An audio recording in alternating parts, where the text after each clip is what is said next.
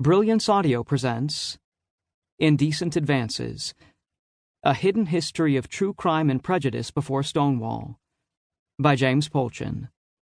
Performed by Michael Crouch. In January 1943, the 31-year-old playwright Tennessee Williams wrote in his journal about the first time he was physically struck by another man.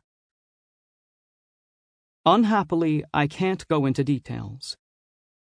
It was a case of guilt and shame in which I was relatively the innocent party, since I merely offered entertainment, which was accepted with apparent gratitude until the untimely entrance of other parties.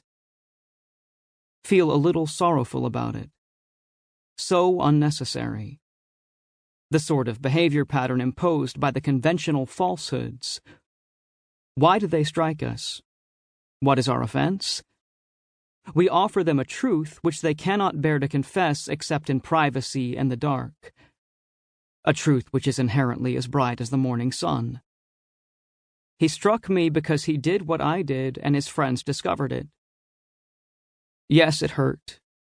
Inside. I do not know if I will be able to sleep. But tomorrow, I suppose, the swollen face will be normal again, and I will pick up the usual thread of life.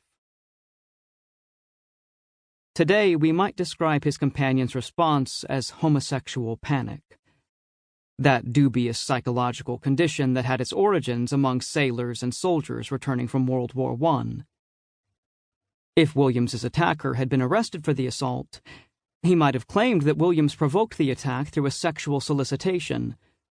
Sodomy was then a felony punishable with prison sentences in every state in the country.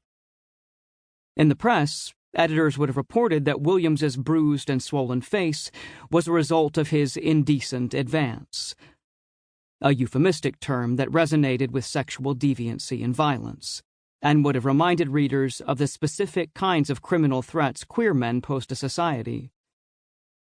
While the term was used to describe all manner of violent sexual assaults, editors were reticent to offer details given the journalistic standards of the day, which allowed for such references only through suggestion and innuendo. Like many queer men of the era, Williams risked police arrests or attacks by would-be robbers while he went in search of sexual and social encounters on the margins of the city, along the docks, parks, and street corners where such encounters could be had. A few weeks after that initial violent incident, Williams would have another encounter that verged on the edge of violence. This time, it was not a case of homosexual panic, but rather one of intended intimidation and robbery. The man he brought back to his room began insulting and bullying Williams, threatening him with physical violence as he rummaged through his things. The experience carried on for about an hour, Williams wrote, and while he remained calm, he was fearful that his abuser would steal or destroy his manuscripts.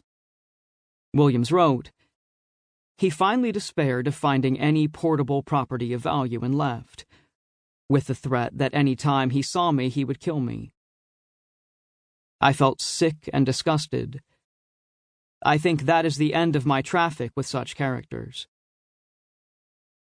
While this encounter lacked the physical violence of the earlier incident, it clearly had a stronger effect on Williams emotionally. The man's threats of future violence, and even murder, stiffened him to the dangers of such encounters.